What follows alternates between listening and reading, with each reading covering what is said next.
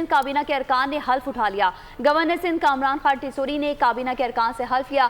Governor house میں سندھ کابینہ کی تقریب حلف برداری منعقد کی گئی، جس میں وزیر اعلیٰ سندھ سید مراد علی شاہ بھی شریک ہوئے۔ عذرا پیچہو، شرجیل انعام میمن، سعید غنی، سردار شاہ نے اپنے عہدوں کا حلف اٹھا لیا۔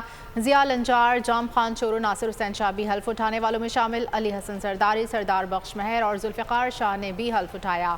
بابل بھیو اور احسان مزاری نے بھی حلف اٹھانے والوں میں شامل۔ صدقے دل سے حلف اٹھاتا ہوں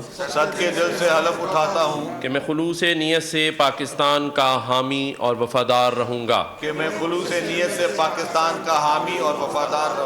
بحیثیت وزیر حکومت سندھ میری ذمہ داریوں کی کما حقہ انجام دہی کے لیے ضروری ہوگا۔